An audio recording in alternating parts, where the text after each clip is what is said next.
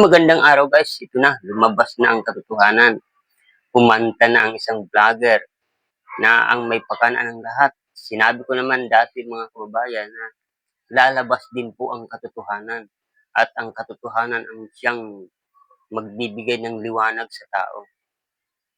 So ito na, dahil ang may pakana ng lahat, isang spokesperson ng dating Pangulong Duterte. Ito na, panoorin natin ang balitang ito mula sa Abante Balita. Isang vlogger na umamin na pineke ang sinasabing full-blown video ni PBBM. Wow! Mabati sa balita si Abante reporter Jess Suerte. Jess! Isiniwanag na isang vlogger sa House Tri Committee hearing na pineki ang sinasabing polboron video ni Pangulong Bongbong Marcos Jr. Ayon kay Vicente Peebles Cunanan, ang utak umano ng planong ito ay si dating presidential spokesperson Atty. Harry Roque at binuo ito sa Hong Kong nang magsagawa ng maisog rally. Balak umano ng grupo ni Roque na pabagsakin ang pamahalaan ni Marcos. Ayon pa kay Cunanan, nadinig niyang sinabi ni Roque na kaya nitong magpabagsak ng gobyerno at ng tao.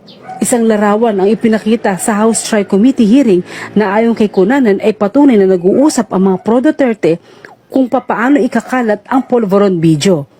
Nang tanungin ni Cunanan kung bakit niya isiniwalat ang mga ito, sinabi niya para itama ang mali at ipakita na may mga vlogger at social media personalities na gumagawa ng deepfakes at nagkakalat ng fake news. So yun, napanood ninyo mga guys na yun ang sinabi ni Cunanan na tinatanong siya ng House Code Committee o isang congressman doon na bakit niya sinabi ito dahil gusto daw niya itama ang mga pagkakamali, ituwid. So ngayon, malinaw na ito. Ano naman ang mangyayari ngayon kay Harry Roque? So ngayon guys, abangan natin kung anong mga susunod na mangyayari sa kanya. Kasi hindi naman ibig sabihin na ito'y palalagpasin lang ng gobyerno. Talagang mayroon itong si Harry Roque kalalagyan. So abangan natin mga kababayan. Kaya tayo mag-ingat tayo sa mga fake news, lalo na itong pulborong video dahil alam natin na ito ay hindi talaga totoo at hindi ito gagawin ng ating Pangulo. So guys, maraming salamat po sa inyong panonood.